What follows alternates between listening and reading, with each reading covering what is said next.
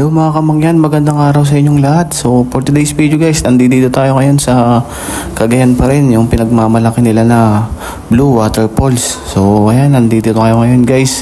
Naglalakad na nga tayo papunta guys dun sa falls na tinatawag nila na dinarayo rin dito sa Cagayan. So ngayon guys, ngayong araw is pangalawang araw nga po pala natin dito sa Cagayan para tunghayan itong mga napakagandang pinagmamalaki nila ng mga pasyalan. So ayan, kung makikita nyo guys, marami kaming nakakasabay ng mga nanggagaling dun sa falls guys. Yan mayan galing guys. So ayan, makikita nyo sobrang dami nilang dala guys.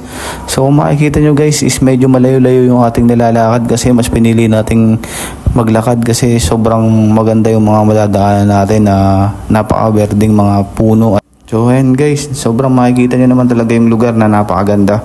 So isa sa mga recommend ko sa inyong puntahan itong Cagayan kasi talagang sulit kapag napuntahan nyo guys. Bukod sa mababait yung mga tao guys, mura din yung mga bilihin dito guys. So ayan nga guys, medyo malapit-lapit na rin po pala tayo sa ating pupuntahan na falls. So ayan, makikita nyo naman guys, medyo malapit-lapit na yan guys.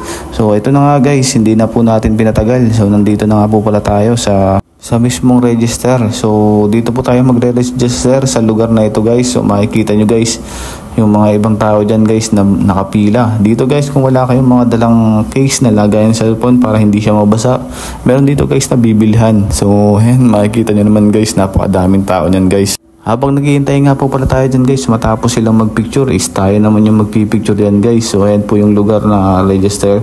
So makikita nyo guys, medyo marami silang mga paunawa dyan guys. So ayan nga guys, nagpicture na nga po pala tayo sa kanilang signage.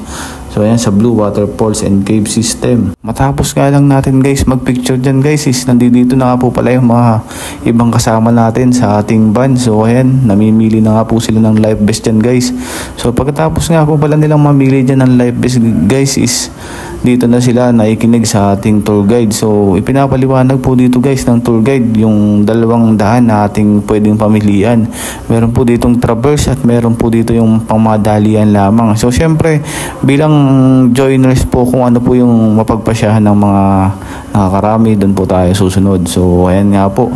Pero syempre sabi po ng tour guide, mas maganda po daw sa traverse kasi sobrang daming madadaanan, napakagandang mga falls. Kasi bago natin marating yung dulo, sobrang dami pa nating madadaanan ng mga falls. So ayan nga po guys, makikita nyo naman guys, mas pinili ng mga kasama ko yung traverse. Pagkatapos nga lang guys, nandito na tayo sa briefing bago tayo pumunta sa ating trekking. So yung trekking daw guys is inaabot ng mga nasa lagpas isang oras. So kaya makinig tayo guys dito sa mga paalaala ng ating tour guide lagi.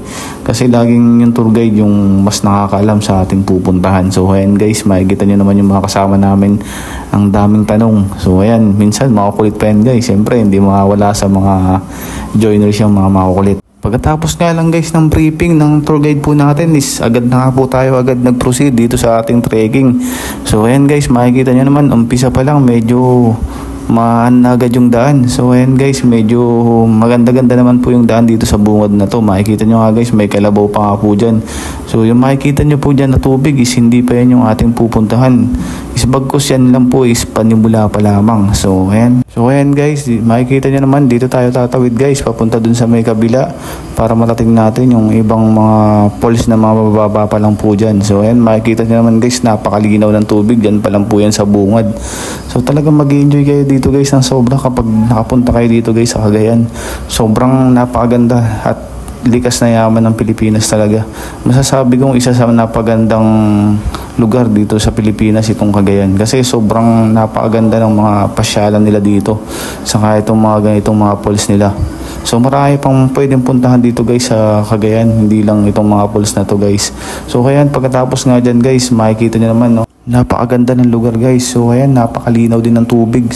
Tuloy-tuloy lang po tayo sa pagpunta hanggang marating po natin yung mga falls na sinasabi ng tour guide na sunod-sunod daw po nating madadaanan, yung mga nagagandahang falls ng Cagayan. At ito na nga guys, yung paunang sulyap sa atin ng falls ng Cagayan. So ayan, makikita nyo naman guys, dito pa lang sa unang nakikita natin na umaagos yung tubig is pwede ka nang maligo. Pero syempre dito is guys, is picture muna dyan guys kasi medyo mahaba pa yung ating pupuntahan bago natin marating yung mga nagagandahang talagang mabibighani kayo sa pools na tinatawag nila dito.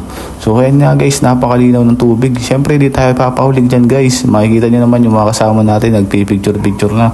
So syempre guys, di tayo papahuli dyan, magpipicture din tayo guys. Makikita nyo lang maya maya poposing na dyan si Mendoreñong mangyan. So kaya na nga po guys, makikita nyo naman dyan guys, medyo dahan-dahan pa yan, baka madulas. Syempre maingat po dapat tayo sa mga ganyang sitwasyon. At ayan, matapos nga lang po natin magpicture-picture dyan guys sa mga pools na yan. So ayan, tadako naman tayo guys sa ating tinatawag na pools din po, na isa po yan sa napakaganda po ulit na pools. So ayan, makikita nyo yung mga kasama natin, tuwan-tuwa na po dyan guys.